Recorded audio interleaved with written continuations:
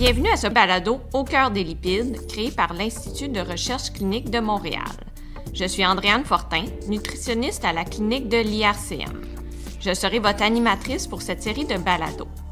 Cette première série inclura des capsules visant les personnes atteintes d'une hypertriglycéridémie, ainsi que les proches, les professionnels de la santé et chercheurs qui les entourent. Bonne écoute! Aujourd'hui, dans ce balado, nous ferons la rencontre de Chantal Blais, nutritionniste responsable du service de nutrition clinique de l'IRCM, qui nous expliquera le rôle des habitudes de vie dans l'hypertriglycéridémie. Bonjour Chantal. Bonjour Andréane. Comme nutritionniste, les habitudes de vie, particulièrement l'alimentation, sont au cœur de vos préoccupations quotidiennes. Quel est le rôle des habitudes de vie dans le traitement des hypertriglycéridémies? Pour débuter, mentionnons que les triglycérides sont méconnus par l'ensemble de nos patients. On connaît l'importance du cholestérol, mais les triglycérides sont de grands inconnus. Dans notre premier balado, Dr Gay a bien expliqué la notion de triglycérides, ces graisses que nous ingérons sans être capables de bien les utiliser pour plusieurs et qui se retrouvent dans le sang plutôt que d'être emmagasinés dans les cellules graisseuses et dont les complications sont nombreuses. Les habitudes de vie sont généralement au cœur du problème et chacune d'elles, que Dr Gay a décrit comme les billes d'un vase trop plein, contribue à augmenter les risques et les conséquences cardio-métaboliques. On peut dire qu'environ 30% des adultes et près de 50% des individus diabétiques présentent une forme d'hypertriglycéridémie légère à modérée, les formes plus sévères étant beaucoup moins prévalentes. Quelles habitudes de vie sont les plus en cause dans cette maladie? La gestion du poids, le type d'alimentation, la sédentarité et la consommation d'alcool sont les principales habitudes de vie impliquées. Une perte de poids de 5 à 10 % du poids habituel peut réduire d'environ 20 à 25 % les taux de triglycérides sanguins, tandis que les interventions alimentaires collectives, soit en lien avec des choix plus judicieux d'aliments ou des réductions des apports caloriques, peuvent être responsables d'une baisse des triglycérides pouvant aller jusqu'à 60 %. On voit donc toute l'importance des habitudes de vie au cœur du traitement de l'hypertriglycéridémie. Comme nutritionniste, quels conseils nutritionnels recommandez-vous à vos patients?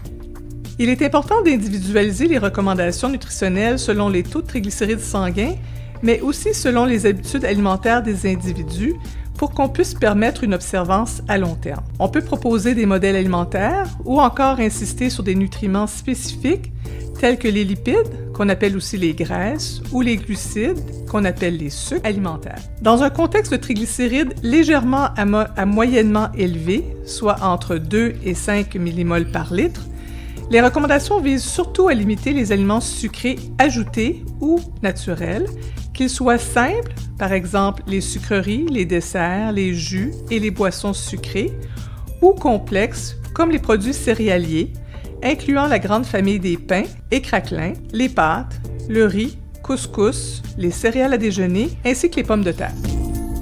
Ces derniers aliments, qu'on ne considère pas sucrés au goût, offrent tout de même des quantités importantes de sucre qui seront rapidement digérées et transformées en triglycérides s'ils ne sont pas utilisés comme source d'énergie. Les produits céréaliers sont encouragés à grains entiers pour augmenter la teneur en fibres de notre alimentation. Vous aviez mentionné plus tôt un rôle des matières grasses. Quelles recommandations devons-nous retenir face aux lipides alimentaires? Les aliments qui contiennent des gras qu'on considère plus santé sont aussi à privilégier en quantité modérée chez nos patients qui présentent une hypertriglycéridémie légère à modérée. Ils procurent entre autres des gras de nature oméga 3, responsables de baisser, quoique modestement, les triglycérides.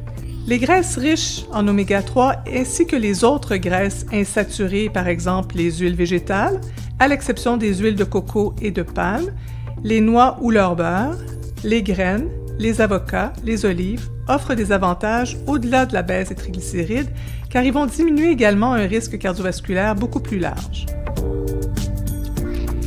Chez ceux qui présentent une hypertriglycéridémie plus importante, soit des valeurs qui vont être supérieures à 5 millimoles par litre, les conseils nutritionnels visent prioritairement un apport plus strict en lipides alimentaires, même si les glucides sont à surveiller.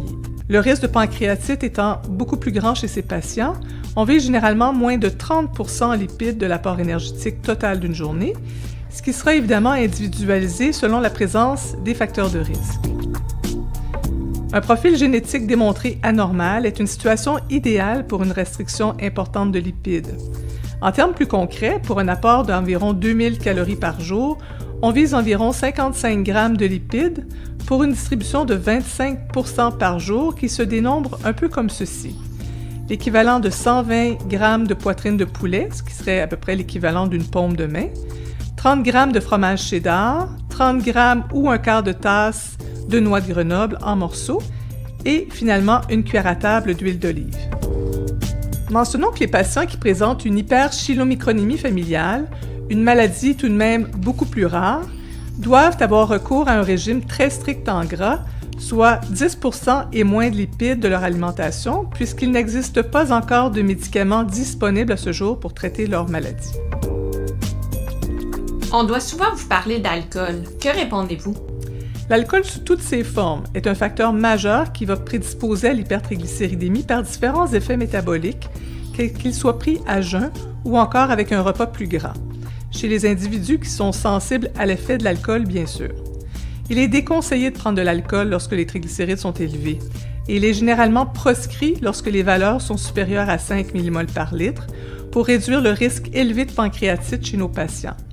Le foie, c'est un organe qui est vital et qui devient embarrassé et ne peut plus effectuer adéquatement son travail métabolique lorsqu'on prend de l'alcool. Pourriez-vous aborder rapidement certains modèles alimentaires qui pourraient être recommandés chez ces patients? Les régimes méditerranéens, DASH, Portfolio sont quelques-uns des modèles alimentaires proposés en santé cardiovasculaire. Dans l'ensemble, ils ont comme base commune des aliments frais, peu transformés, qui favorisent la consommation de végétaux, de lipides de qualité et de céréales complètes. Rappelons que le régime méditerranéen a été démontré efficace à baisser de 10 à 15 % les taux de triglycérides comparé à un régime faible en gras.